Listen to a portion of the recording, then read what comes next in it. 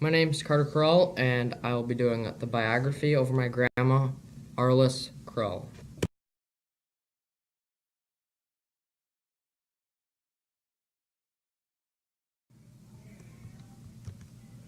On August 21st, 1935, the morning sun lit the ground. The livestock were waiting for their owner to come out and feed them. Albert Goldhorn was on the farm, lifting heavy pails of feed and breaking a sweat. In the farmhouse, his wife, Anna Goldhorn, was giving birth to her first child ever, Arlys Goldhorn. Weighing 6 pounds 7 ounces with hazel eyes, there were now another set of hands to help on the farm.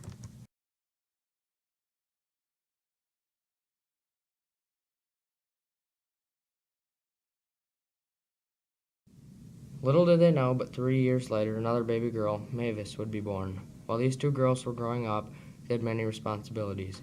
A few everyday chores were gathering the chicken eggs and getting cobs to heat the house. They also had to drive tractor when helping Dad on the farm.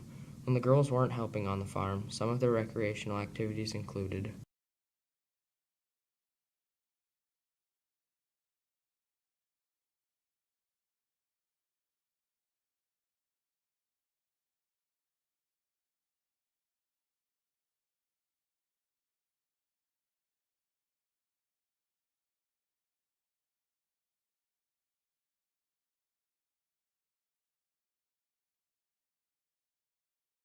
Arliss and Mavis were usually up to trouble. One time they made mud pies. They collected all of the eggs they had just gotten from the chickens and added fresh eggs to the recipe. When Anna came out of the house to see what they were doing, there were eggshells spread all over the yard. The girls learned their lesson that day and stuck to normal mud pies. Whenever there was a birthday or Christmas, all of the relatives would come over and they'd have a party. Anna would typically make cakes, cookies, and other seasonal goodies. The best food was when she made steamed bread with syrup.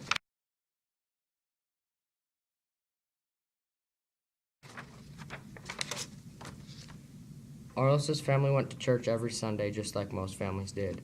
She took part in the Christian Endeavor Society. The worst part was memorizing all of the verses and questions, said Arlys. Besides attending church, she also attended the George Country Liberal 7 school district. She entered first grade at the age of 4.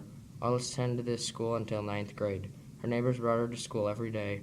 Her favorite teacher was Frances Vanwyhe. She was always there for Arlys and helped her with anything she needed.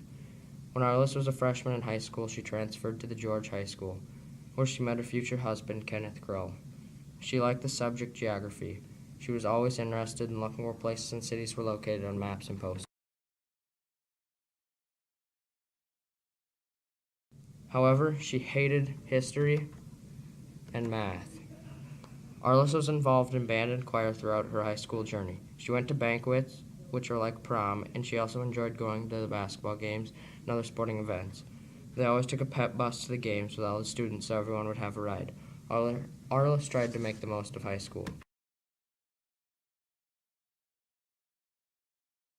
When Arlys turned 16, she got her first car. Riding around in her gray 1950 Plymouth, wearing a poodle skirt and a leather jacket, she was always having a great time.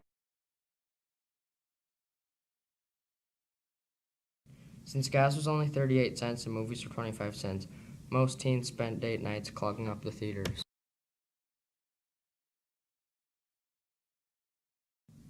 I wanted to go into service in the worst way, but they didn't accept 16-year-old women.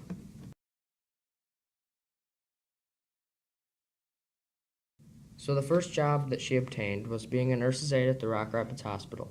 Her job was to keep an eye on the babies in the baby department. It was fun working with the babies, said Arlys. The one bad part about it was going up and down the never-ending stairs.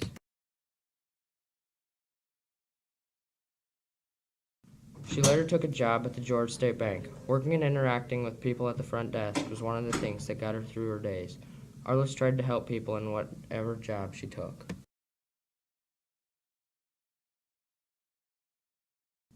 On September 8, 1954, Kenneth vowed to love Arlys till death at the Bethel Reformed Church parsonage. They went to the Black Hills in South Dakota for their honeymoon. After the wedding, they lived in a country house in George, Iowa.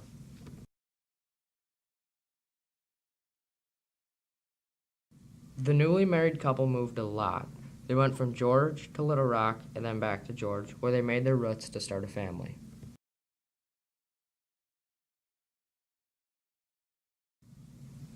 Arlys's marriage quote is, "When there is more than just you, you have to be more patient and be more open-minded and take everyone's opinion into consideration."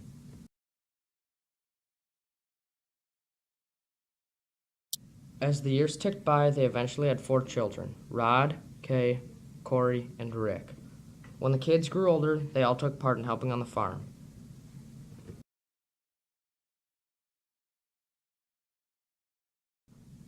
When they were old enough to manage the farm, Kenneth and Arlys would go on vacation trips to Hawaii, Arizona, Texas, and the Wisconsin Dells.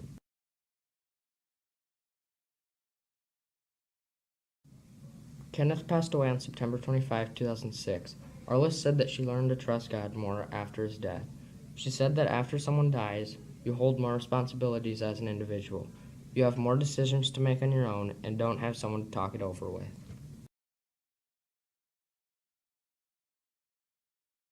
Now, Arlys is enjoying her life in the city of George, Iowa. She moved from the farm and now lives in a beautiful house in the middle of town. Most of her spare time consists of sewing, crocheting, and attending her grandkids' sporting events and showing events. Her grandchildren remind her of her own children by their interest in agriculture and raising animals.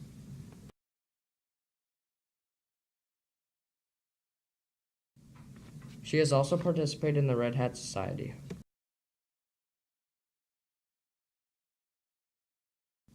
Every time you walk in her house, she's doing something with arts or crafts.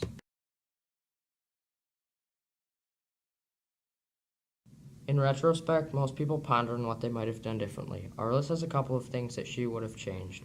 More time in school and being part of the service are 2 things that stand out. However, she is thankful for Kenneth and wouldn't have changed anything about their marriage. Legacies are what shape the next generation. It's not always a book filled with lengthy essays on how to live life, but the best are those that use few words and speak volumes. My grandma Arlys wants her grandchildren to remember that if we start a family, get deep in our faith, and if we have the opportunity to have kids, we need to dedicate a lot of our time to them. My dad set a prime example of that, and through him, I see my grandma Arlys' legacy.